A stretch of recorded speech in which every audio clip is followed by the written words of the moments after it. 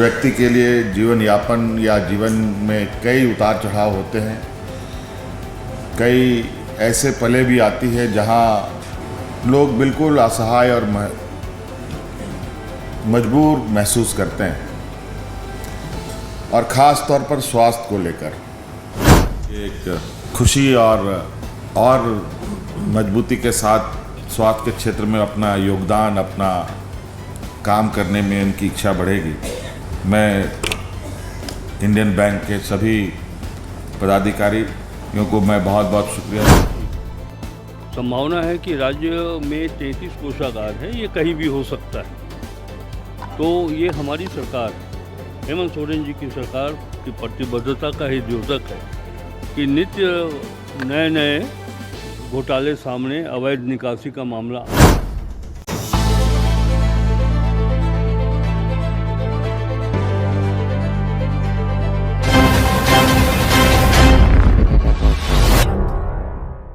बीच में एक और कड़ी सरकार और इंडियन बैंक के माध्यम से सरकार के अभिनंग के रूप में काम कर रहे स्वास्थ्य विभाग के लोगों के लिए एक बेहतरीन और एक बड़ी सहायता के रूप में कहा जाए कि एक व्यक्ति के लिए जीवन यापन या जीवन में कई उतार चढ़ाव होते हैं। कई ऐसे पले भी आती है जहां लोग बिल्कुल असहाय और मजबूर महसूस करते हैं, और ख़ास तौर पर स्वास्थ्य को लेकर। आज जिस तरीके से स्वास्थ्य को लेकर देश दुनिया में कई तरीके की समस्याएं देखने को मिलती है। अभी अभी कुछ ही साल पहले हम लोगों ने एक ऐसा डिजास्टर देखा जिससे सिर्फ व्यक्ति विशेष नहीं, पूरी दुनिया उससे प्रभावित हुआ, जिसको हम कोविड हम लोगों ने कहा। ऐसी स्वास्थ्य आपदा न उस समस्या का समाधान किसी के पास, ना कोई उपचार। अचानक सा एक ऐसा महामारी आया जहां किसी तरीके से लोग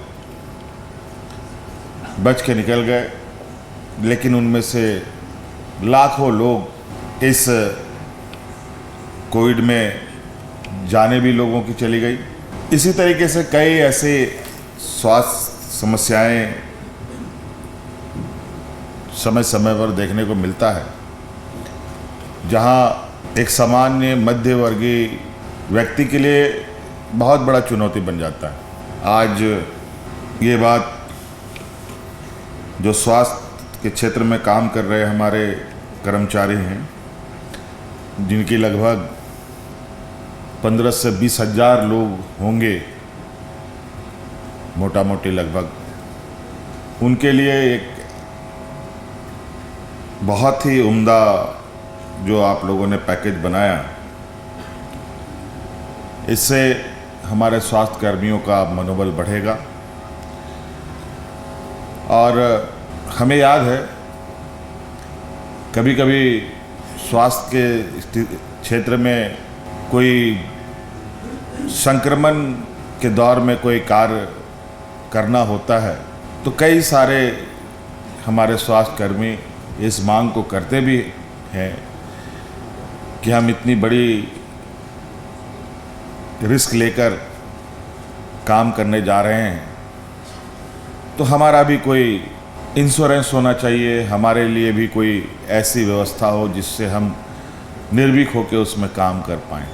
आज मुझे लगता है कि आज इस MOU से हमारे इन स्वास्थ्य क्षेत्र में काम कर रहे लोगों का जो लाभ उनको मिलेगा, वो निश्चित रूप से बहुत उनके लिए एक खुशी और मजबूती के साथ स्वास्थ्य के क्षेत्र में अपना योगदान, अपना काम करने में उनकी इच्छा बढ़ेगी।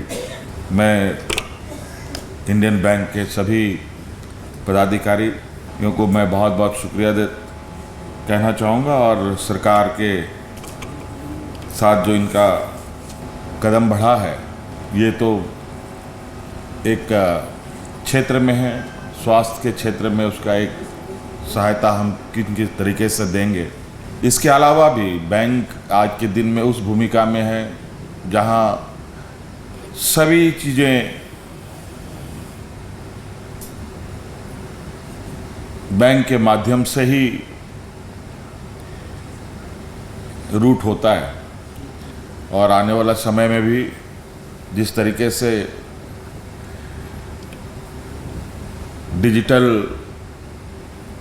सभी क्षेत्रों में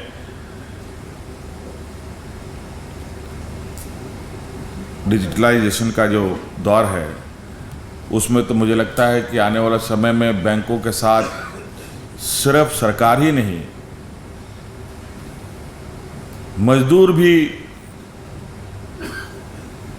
जुड़े रहेंगे। ऐसी स्थिति में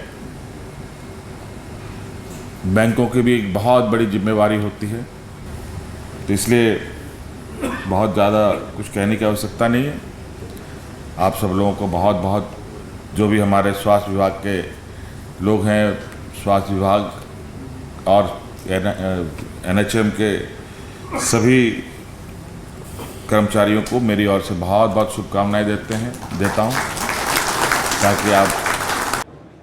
और जिस तरह पुलिस डिपार्टमेंट के साथ तो स्टेट बैंक ऑफ इंडिया का हुआ है, तो ड्यूटी पर रहते जिन लोगों की मौत हुई है, 1 करोड़ रुपया उनके घर में पहुंचा है। ये बात मैं व्यक्तिगत रूप से जानता हूँ। और इसी तरह बैंक ऑफ इंडिया या इंडियन बैंक के साथ जो आज हुआ है, तो ये एक मानवीय कार्य है। मैंने अपने संबोधन में कहा कि व्यापारिक जो आपका कर्तव्य है वो तो है ही, ये जो कर्तव्य है ये कर्तव्य है। वो कर्मचारी जो अपनी सेवा देता है राज्य को, राज्य की जनता को, और अगर किसी कारण निधन हो जाता है तो उसके परिवार वाले एकदम टूट जाते हैं। ऐसे में बैंकों का जो ये सहयोग मिलेगा, आर्थिक सहयोग, तो वो परिवार उस वेदना से तो बच नहीं सकता है, जो लॉस होगा, जो क्षति होगी उसके परिजन की, लेकिन आर्थिक रूप से वो संभल सकता है।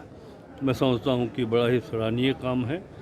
ये बातें पहले नहीं दिखाई पड़ती थी, लेकिन अब बैंकर्स इस सेक्टर में आगे बढ़ रहे हैं, तो मैं समझता हूँ कि ये एक ह्यूमन सेक्टर है जिसमें बैंकों की भूमिका महत्वपूर्ण हो जा रही है। ट्रेजरी घोटाला में कुछ डायरेक्शन हुआ है जो सैलरी निकासी को लेकर के, ट्रेजरी घोटाला लगातार बढ़ता जा रहा है। पशुपालन में भी मैंने पहले कहा कि सिर्फ बोकारो और हजारीबाग में ही नहीं, संभावना है कि राज्य में 33 कोषागार है, ये कहीं भी हो सकता है। तो ये हमारी सरकार, हेमंत सोरेन जी की सरकार की प्रतिबद्धता का ही द्योतक है कि नित्य नए नए घोटाले सामने, अवैध निकासी का मामला आ रहा है। मैं इतना वित्त मंत्री होने के नाते इतना कहूँगा कि इस तरह का कोई आपराधिक काम करने वाला व्यक्ति अगर पाताल में भी होगा तो ढूंढ निकालेंगे, और भारतीय कानून के अंतर्गत जितनी सज़ा दी जा सकती है नियम के अनुसार, वो सज़ा का पात्र उसे बनाएंगे। पैसा बिल्कुल सभी ट्रेजरी की जांच करवाएंगे। निकासी को लेकर के कुछ डायरेक्शन हुआ है, सैलरी कई विभागों का नहीं। ये एक तकनीकी पहलू है जो हमारे वित्त सचिव, वित्त विभाग के पदाधिकारी और तकनीकी जानकार कैसे उसको और स्ट्रॉन्ग किया जाए, कहीं से कोई गुंजाइश नहीं रहे कि कोई अवैध निकासी हो सके। इस पर काम चल रहा है, लोग देखेंगे, बातें आएंगी तो हम अप्रूव करेंगे, ताकि की प्रक्रिया उसी ढंग से हो कि कहीं कोई अवैध निकासी